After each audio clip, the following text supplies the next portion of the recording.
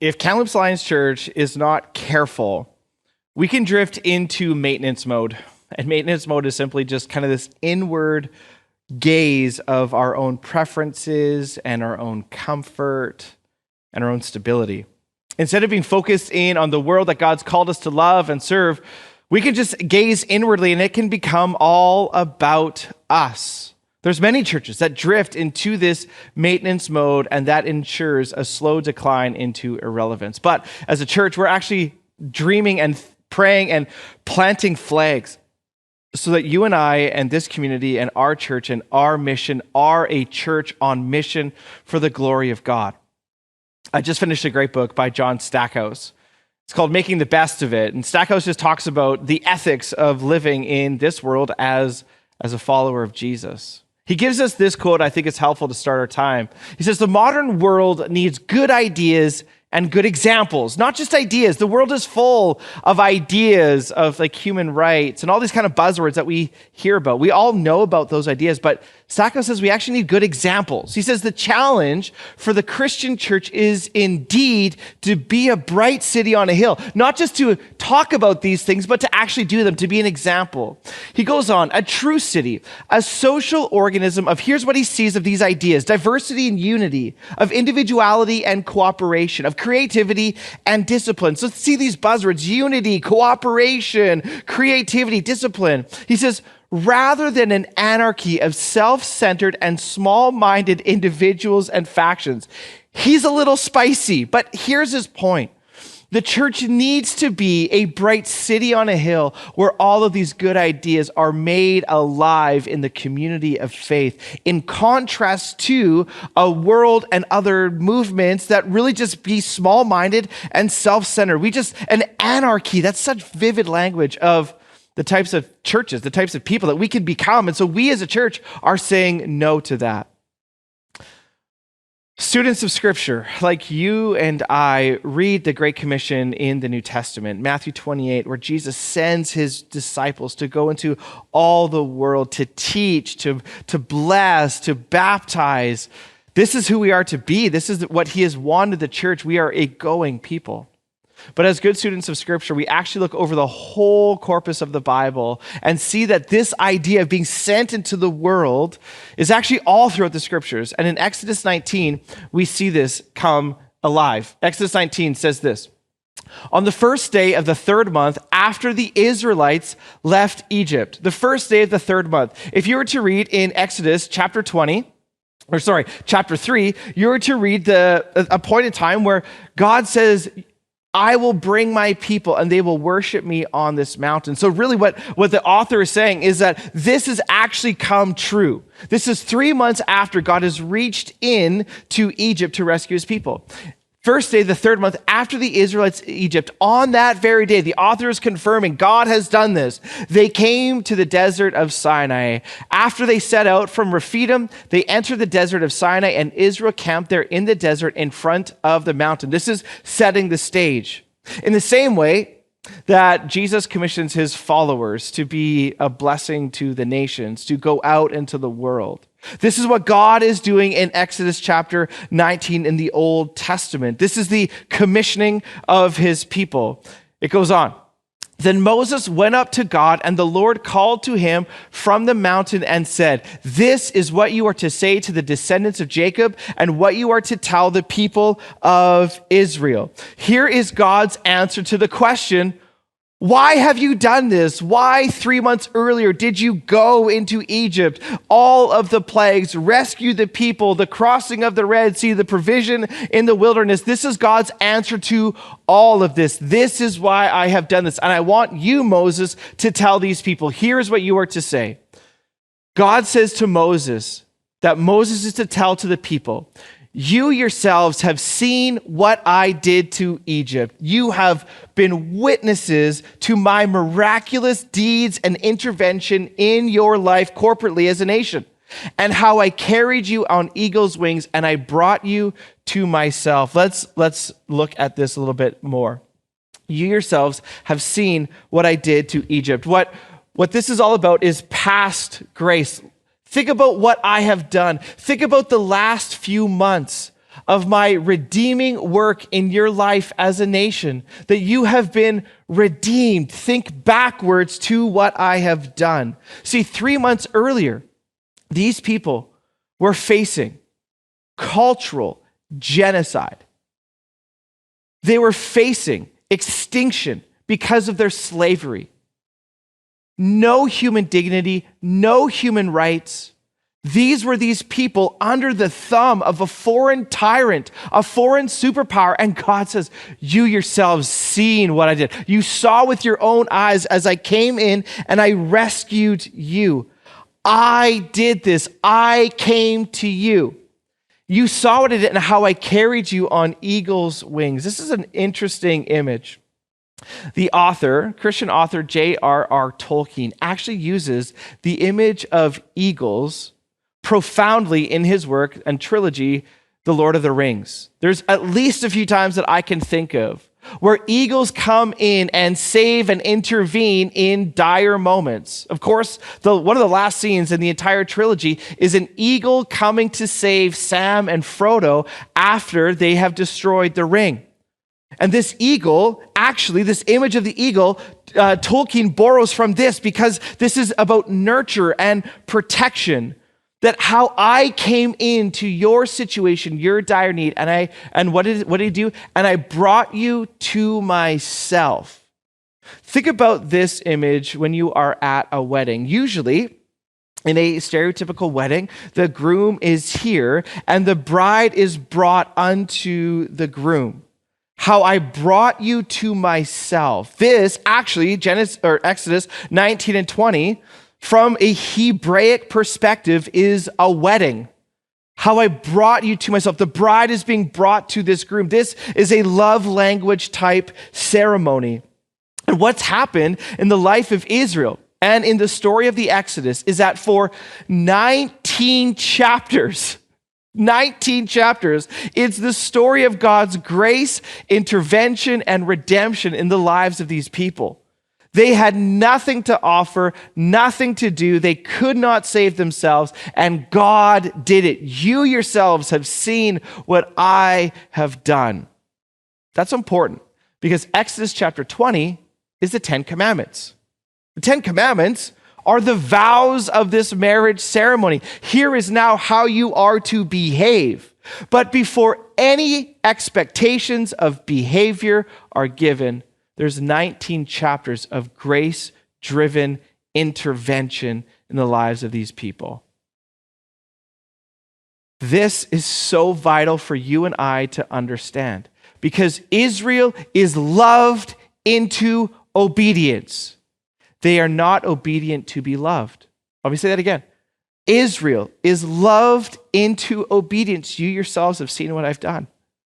They are not obedient to be loved. And this deeply matters for us because here's the reality that this paradigm of salvation in the Old Testament, God's rescuing of these people from Egypt, bringing him to yourself. This is the paradigm of Jesus in the New Testament, that he comes and reaches into your life and my life.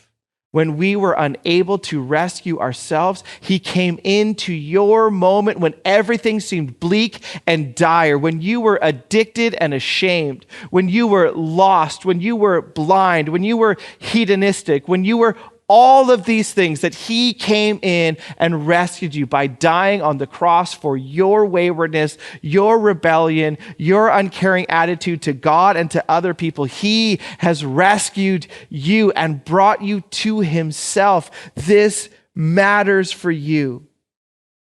And it matters for me because at the core of who you are is that you are loved and you are redeemed. If you follow Jesus, this is your story.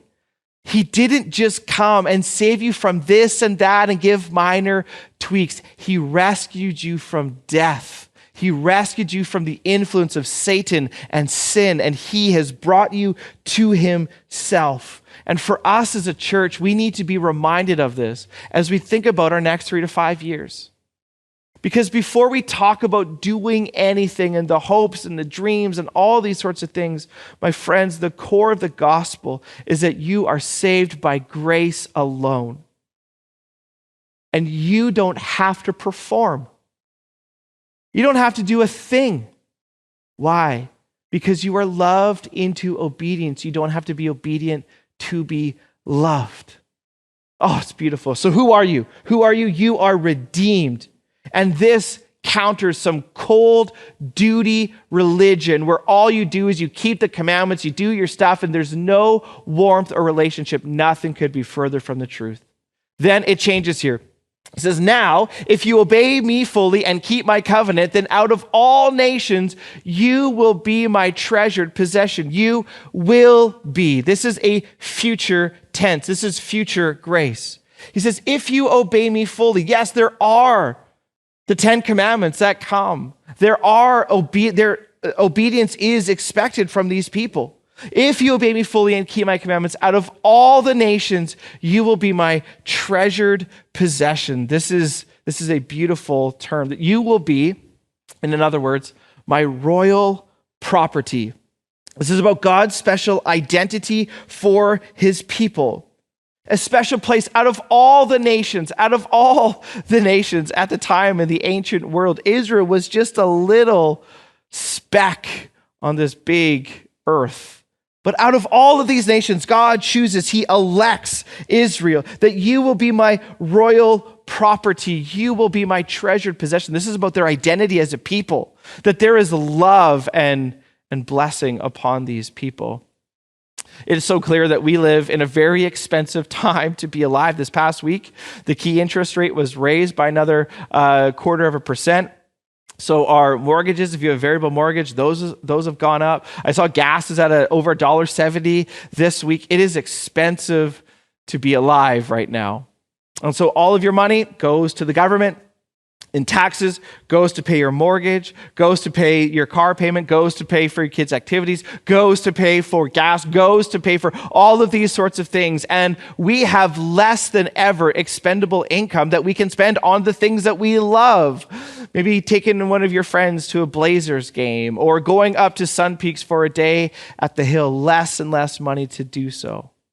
But that money left over, when everything is paid, when everything is dealt with, that money, oh, your eyes get big. Now I can do what I want with this money. When everything is done, I have this amount.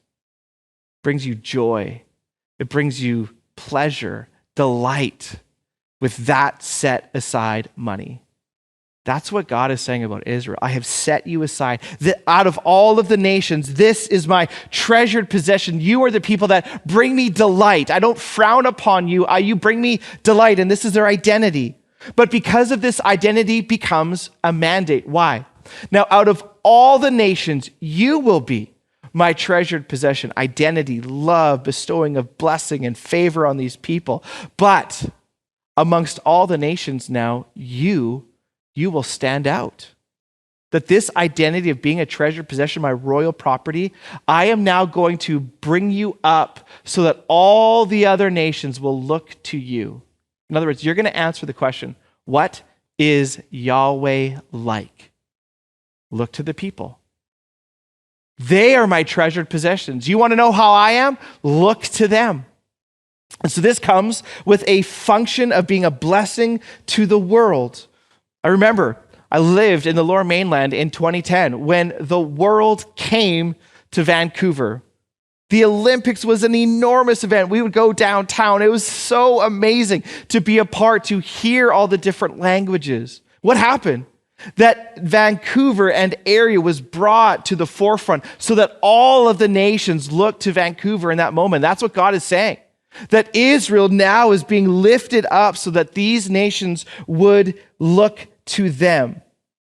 As you live out this special relationship with me, God is saying, my hope is in them to replicate and represent me. So if you are redeemed here, here's what this means. As God's treasured possession, you are sent to the world to represent him. And my friends, God is a sender by nature. He's a sender by nature. He sends Abraham, go and find a new place. Think about the Exodus. Moses, sent, saved and sent. It's like, I don't want to go and do this. God sends him back to Egypt. Think about in Isaiah chapter 6. Here am I, Lord, send me. Isaiah is sent. Think about Jesus. For God so loved the world that he sent Jesus. Think about Paul. Paul, the persecutor of the church, his life is redeemed so that he is sent back to love and plant churches. Think about the Great Commission. I am sending you. In John chapter 20, verse 21, listen to Jesus' words. This is after his resurrection. He says, and again, Jesus said, peace be with you. As the Father has sent me, I am sending you. I am sending you. Paul is sent. Jesus is sent. You are sent. The church is sent. What does it mean to follow God in our world? It means that you are sent into this world. So I got to ask you, what are you good at? What are you good at? Maybe you're really good at sewing or crocheting. Maybe you're good at hunting or playing the piano. Maybe your whole life you've just been a great leader. Like there seems to be, when you enter into a group of people, people look to you for leadership. Maybe you're a good accountant. Numbers just come really easy. You can see it. Maybe you're a great artist, musician. Maybe you're just a great mom. You just love this stage that you're in. Maybe you're a great entrepreneur. You always have ideas and you always love to tackle things and bring order to chaos and launch things. And maybe you just love sitting with people to listen to them. What are you good at? These are the things that you are sent into this world to do. Every single one of us has been given spiritual gifts. If we follow Jesus, you've been given a gift to give to the church and to the world for its blessing. There is no bystanders here. So we're actually thinking about going through and preaching through the spiritual gifts in the fall and really telling you, get on mission as you are sent into the world. So this is past grace, future grace, and then this is present grace here. Present. Because here's now, what does it mean to be sent? It means this. Although the whole earth is mine, you will be what? A kingdom of priests, number one, and a holy nation. What does your sentness look like? What are we to do in this world? Firstly, we're to be priests, a kingdom of priests. You're like, I don't want to do that. I'm an accountant. I'm a tradesperson, whatever, right? No, here's what this means. The priests of the Old Testament simply did this. Vertically, they had a relationship with God, and they loved the people of God horizontally, and they took the hand of God, and they took the hand of the people, and they connected them. That's what it means. You are a kingdom of priests. As you love Jesus in your world, as you apprentice Jesus in your world, you're also loving people horizontally, and you're bringing God's hand and their hand together, right? A kingdom of priests and a holy nation. A holy nation. What does it mean to be holy? This is really weird kind of church. It just simply means this, that you're set apart. You're different. You're different in your world. We all just came through Christmas, and at Christmas time, we all used probably for your Christmas dinner a different set of plates. I don't know what it was. Growing up, it was always the china that got out. There's usually gold around the plates, a lot of flower arrangements designed on the plates. Everything was matching. You only bring those bad boys out for what? Thanksgiving and Christmas and special things. Those are the set apart plates. Then the other ones that you use where there's like cracks in them and chips out of them, those are the set apart ones. That's what it means to be holy. You are to be a people who go into my world, grabbing my hand and the hand of the people that you work with, that you live next to, and connecting them. And as you do that, you're to be different. You're to have a different view of the world, of yourself. As you work in the trades and everyone's cursing, you are not. As you are in the marketplace and there's some shady business practices, you are not doing that. As you're working in your neighborhood or in your community organization and everyone's gossiping and slandering behind closed doors, you are not. a kingdom of priests go into the world, being sent into the world, grabbing the hand in love of the people that you connect with and interact with, and grabbing the hand of God and connecting them. And as you do that, you're different. So here is this summarized. Who you are redeemed. You are redeemed. What you are sent. And what you are to do is represent God as a priest and bless the world through these activities. And this, my friends, is our mandate. We are redeemed people sent into the world to represent God and bless the nations. That is who we are. And if we live up to this, ideas and examples, not maintenance mode, but on mission. So here's our next 3 to 5 years. Is we want to double down on this more than ever. Not that we'd be a small-minded anarchy of individuals doing all their own things, arguing about minor things, arguing about the color of the carpet or these silly, that is not who we're going to be. In our next 3 to 5 years, we are praying beyond all. Ephesians 3:20, God, would you do beyond all we can ask or imagine? So this is Ephesians 3:20 in the CSB version. Now to him who is able to do above and what? Beyond all that we can ask or think according to the power that works within us. We are just saying, Jesus, this is our moment in history after a pandemic to rise up and bless the world. To rise up with good ideas and good examples. So here's our strategic plan. This is where we're going to go in the next 3 to 5 years. At the core of who we are, you want to know who Casey is? We're Christ-centered people. And here is our strategic plan in these 5 different initiatives: formation, community, renewal, missional engagement, and leadership development. The nucleus of the atom is that we're Christ-centered. Everything flows out of this love for Jesus and his redeeming work in our lives. And so we just want to be formed into his image. We want to do this together. We're praying for unique work of God. We want to be outward, as we're going to talk about in the next few minutes, missional engagement.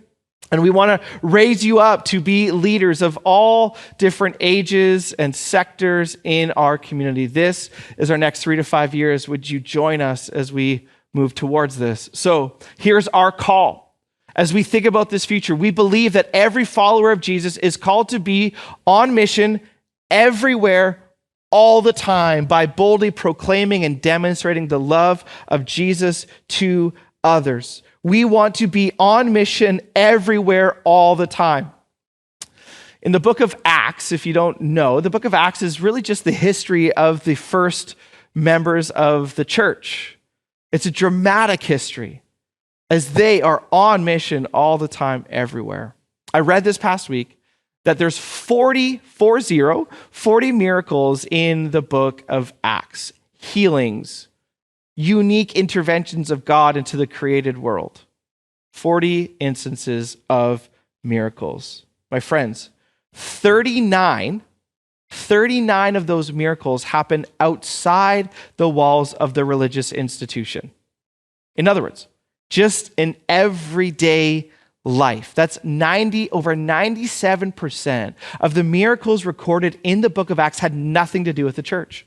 Nothing to do with the religious institution of the day. They happened outside the walls. That's everywhere, all the time. It's not just confined to these 4 walls or our church or the churches of our community, but everywhere, on mission all the time. And there's 2 things we're going to do. We're proclaiming and demonstrating. We're using our words and using our hands to do this.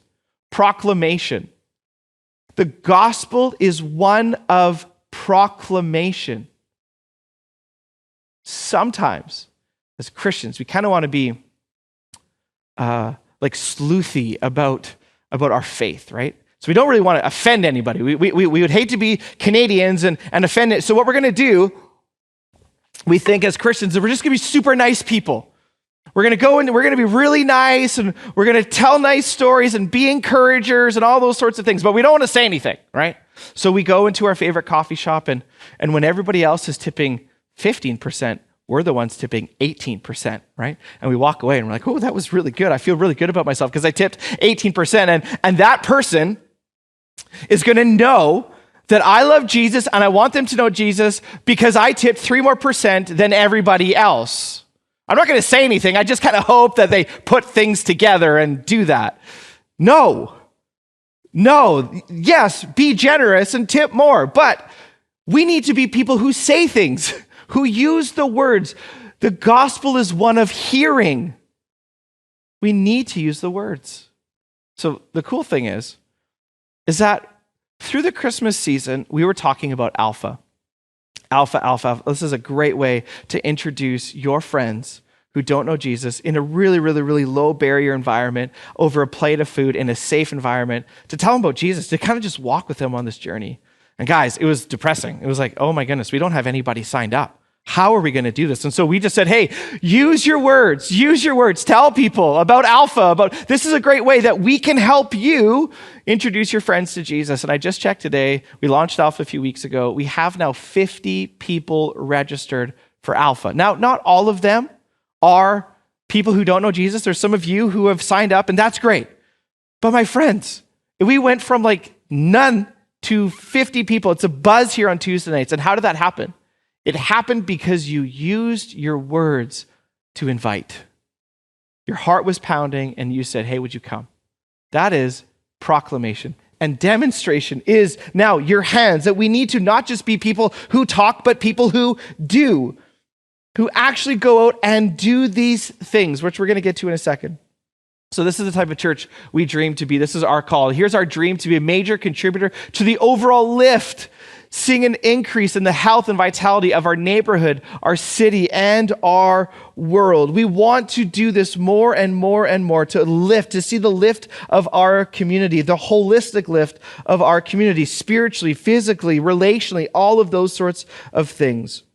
So it was cool, as we were preaching through James, we talked about an opportunity at Arthur Hatton Elementary School here in our catchment area. It's a school with a diverse, acute set of needs. We said, hey, what they need is just people to read with students every week, 1 hour a week.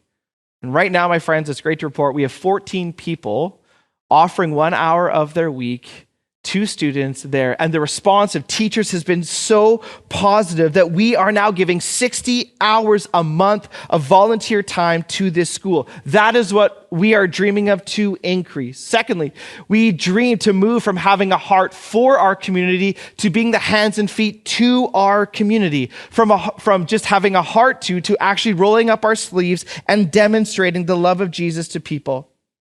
In 2022, through our community care fund financially, we gave $60,337.15 to our community. We raised last year we raised and gave $39,834 to the El Acme family who now live in the Lower Mainland, because we wanted to help settle this family from overseas, from their circumstances now to living in Canada. So over $39,000 there. Last year, we raised and sent $43,264.55 to Ukraine, to help people who are fleeing Ukraine in Poland through holistic care, children's stuff. It's amazing. So last year, just in these three accounts, there's a lot more to be said about how we invited people through our general fund here, through our staff, through our ministries. There's all more stories to tell there. But through these funds alone, we raised and gave out $143,435.70. That is our heart for the community. And that won't change. We're going to continue to do that. But what we want to move into more than just sending money is actually rolling up our sleeves and saying, how do we help? You need people to read to students at Arthur Hatton? I will be there. Hopewell Pregnancy Clinic and Care Center? You need people to help fold clothes? I will go there and demonstrate. This is our desire. From having a heart just by sending money and saying we have a heart, to saying, no, we are in on these different initiatives. Thirdly, to partner with Indigenous communities to see a brighter and better future for Indigenous people in our city, area, and world. This is our dream. Norm McCallum, a Woodland Cree elder on our staff team, he is working so hard making connections with Indigenous people. We started this journey we're in our third year right now. And guys, it's slow, but there's so many great signs of Indigenous people wanting to come. We have so many great things going on. There's an emerging, beautiful partnership with an Indigenous community in Pine House, Saskatchewan. Really exciting things there. I can't tell you right now, but there's more to come here as we want to help them and they support us. And we have this beautiful connection. We had the chief of Kamloops to Secwepemc Nation here in our church giving an address and a welcome at one of our Indigenous Connections events in November. She talked for 15 minutes from our stage about truth and reconciliation, and we bless that and say amen, and we just want more of it. That's our dream. We want to partner with Indigenous communities to see a brighter, better future for all people, Indigenous people, city, area, and our world. Our nation needs this. This is our dream. Here's our faith-filled goals in 12 months. Partner with the Mustard Seed to provide an emergency weather shelter. My friends, this is happening right now. This was a flag in the ground moment for our church. When this opportunity came, we emerged out of not doing anything to doing something. This weekend, we're going to be open again as the temperatures dip below. It is a small investment, we understand. We're not just patting ourselves on the back thinking that we're solving all of these problems. We are not, but we are playing a way bigger role than we were 4 months ago. When we tried to think about bringing dignity and warmth to people, I heard a great story from our shelter that one of our volunteers was interacting with one of our guests. And they said to one of our volunteers, I feel safe here because I'm in a church. It is not safe to live on the streets of Kamloops. But this person in our walls said, I feel safe here. So we've been open 8 nights so far, more to come, as we've just been through a very mild January, but we have given 248 volunteer hours of our time to this initiative. This has been a win for our community, and we continue to pray that it will be throughout the month of February. The next 12 months, build trust and significant partnerships with 3 organizations in our neighborhood to inspire people for local missions, inform them of how God is at work in our city, and engage them in the stewardship of their time, talent, and money. Yes, locally, we want deep partnerships. The temptation is to have partnerships with 30 different organizations and have this much impact. We want 3 partnerships with deep impact. Some of them we already have with Hopewell, emerging here with Arthur Haddon, and more to come to tell you, hey, there's a need financially at Hopewell. Can you support them? Hey, there's a need coming up here in this organization in our local area here. Can you go? This is our dream, that we're going to have really clear pathways for you to engage with your time, your talent, your money. You're good at listening to people. They need you over here. You're good at sewing. They need you over here. This is our goal here in the next 12 months. 3 years from now, 75% of our life groups actively serving at least 2 times a year with our local and global missional partners, that you as a life group would say, it's not just about us with our nice warm coffee in our nice warm living room, which is beautiful and great, and that needs to happen. I'm not downplaying that. But 2 times a year, you'd say, you know what? We're going to give of ourselves. We're going out. We're going out to the Mount Paul Food Center. We're going to help just chop vegetables for them to make soup for people in our community with need. We're going to go out, right? 2 times a year. That's our dream 3 years from now, that we're going to see that happen. 3 years from now, establish significant partnerships with 3 international agencies. This is global, to inspire people for global missions, inform them how God is at work in the world, and engage them in the stewardship of their time, talent, and money. If I am very transparent with you, this is an area of our church that we need to grow in. Locally, yes, we have lots of things going on. Internationally, not a lot. We are part of a denomination that from the beginning has had a heart for the nations. And so we want to grow into this area. This is a significant growth area. There are things going on, but there's not enough. So we want to partner with these people. We want to bring them and fly them here. We want to bring you to them so that you can aid them and support them and pray for them and bring lift to them and encourage them. And I'm telling you, the international work that I have done has changed my life. This isn't about us just going over there for our Instagram photos to take pictures and make us feel good about ourselves. No. This is about to bless the world and to bless the people that we're going to partner with. So would you pray into that as we grow into more of a globally minded church? 60 months from now, we want to raise and send 15 international workers to make Jesus known around the world. Yeah, that's audacious. That's insane. In the next 5 years, 15 of you would say, you know what? God is calling me to bring my marketplace investment and experience into another country where I can actually use that to make Jesus known.